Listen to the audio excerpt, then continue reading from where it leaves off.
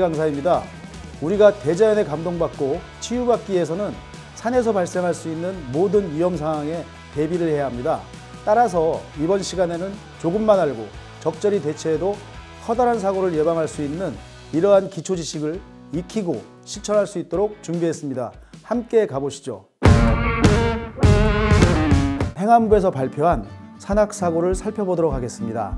2015년도부터 2019년까지 산악사고 출동 건수가 약 36,000건이고요.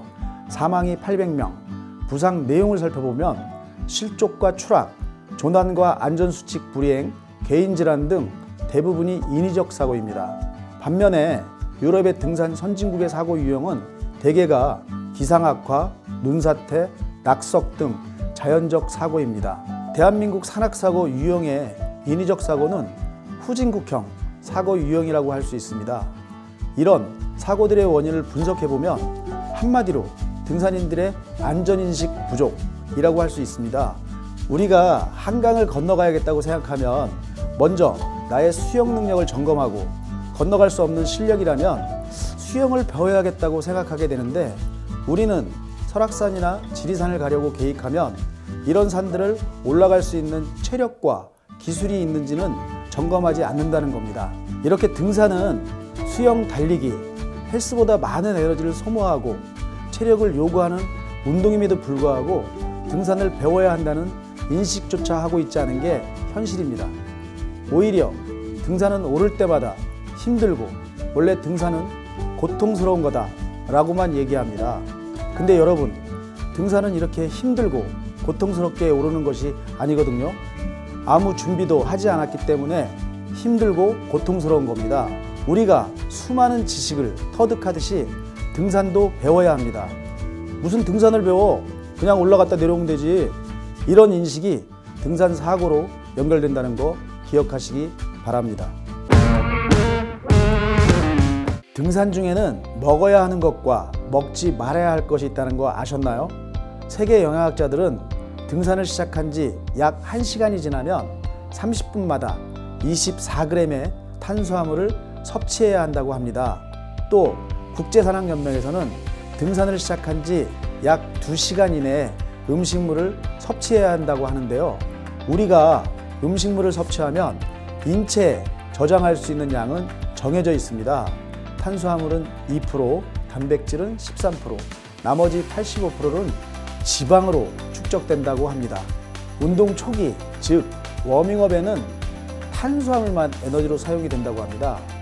몸에서 열이 나기 시작하면서 지방이 분해되는 겁니다. 그런데 지방은 탄수화물과 배합이 되어야만 분해가 이루어집니다. 원활한 지방 분해를 위해서는 항상 탄수화물이 우리 신체에 저장되어야만 하는 이유가 여기에 있는 겁니다. 또 다른 한 가지, 우리의 뇌는 탄수화물만 에너지로 사용한다는 건데요. 뇌에 탄수화물이 공급되지 않으면 사고력, 판단력, 집중력 등이 저하됩니다. 그래서 실족 추락 사고가 가장 많이 일어나는 시간이 오전에는 11시, 오후에는 3시쯤에 가장 많이 발생된다고 합니다. 이렇게 산에서의 실족 추락 사고가 음식 섭취에서 시작될 줄은 상상도 못하였죠. 그만큼 산에서의 음식 섭취가 중요한데 전혀 인지를 못하고 있습니다. 산에서 발생하는 사망사고 중에서 가장 큰 비중을 차지하는 게 바로 저체온증입니다. 이 저체온증의 시작은 에너지의 고갈입니다. 외부 환경에서 체온을 뺏기는 만큼 에너지를 사용해서 체온을 유지해야 하는데 에너지가 고갈되면 체온을 유지하기가 어려운 겁니다. 등산 중에 치아를 떨고 소름이 돋는다면 에너지가 고갈돼서 저체온증이 시작된 증상으로 받아들이셔야 합니다. 이때는 모든 행동을 멈추고 배낭 안에 먹을 것을 꺼내서 무조건 섭취하셔야 합니다. 이와 반대로 산에서 절대 섭취하지 말아야 할 것이 있는데 그것은 바로 술입니다. 우리가 등산 중에 오르막을 오르다 보면 심장이 힘들어져 있는데 그런데도 불구하고 음주를 하시면 혈관이 확장됩니다. 혈관 확장이 되면 더 많은 혈액을 보내기 위해서 심장이 더 빨리 뛰어야 하고 결국 심장에 무리가 생겨서 사고로 연결되는 겁니다. 사고 중에 지병 발생이 있는데 지병 발생 중 50%가 심장마비라고 합니다. 산에서의 음주는 혈관 확장뿐 아니라 운동 능력과 판단력이 저하가 돼서 실족 추락의 원인이 됩니다. 등산의 가장 기본적인 목적은 집으로의 귀환입니다.